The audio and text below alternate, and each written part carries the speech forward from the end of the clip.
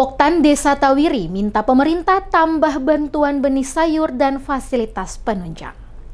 Kelompok tani atau Poktan Desa Tawiri meminta pemerintah meningkatkan jumlah bantuan benih sayur mayur karena bantuan yang selama ini diterima dinilai masih sangat minim. Ketua Poktan Desa Tawiri dan Bago saat ditemui di ladang miliknya pada Kamis 1 Mei 2025 mengungkapkan, benih sayur mayur sangat dibutuhkan untuk meningkatkan produksi yang menjadi kebutuhan pokok masyarakat. Dikatakan selama ini bantuan pemerintah biasanya hanya mencakup jenis sayur seperti sayur kangkung, sawi, dan bayam.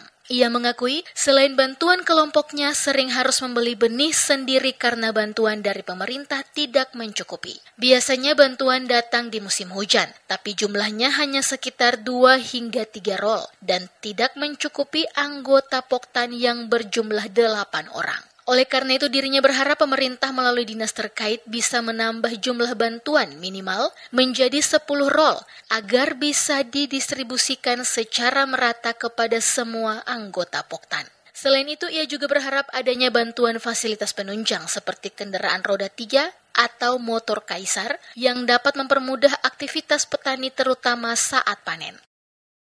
Kadang-kadang katong beli, kadang-kadang ada bantuan 2 roll, 3 roll begitu. Yang dapat bantuan itu bibit-bibit apa saja Pak kira-kira? Bibit kangkung dengan bayam, sawi, itu saja. Kalau mau musim hujan ini dapat bantuan plastik 2 roll, 3 roll begitu. Kalau dibagi saya cukup. Oh begitu. Iya, bagaimana mau cukup? Dapat 3 saja 2. Satu kelompok ini sih bisa cukup itu. Minimal paling di bawah 10 supaya ada satu-satu. Sementara itu, salah satu petani sayur mayur Amirudi mengaku belum terdaftar sebagai anggota Poktan Desa Tawiri. Akibatnya, ia belum menerima bantuan benih dan masih harus membeli sendiri. Ia berharap dalam waktu dekat dapat bergabung sebagai anggota Poktan agar bisa memperoleh bantuan yang sama seperti petani lainnya.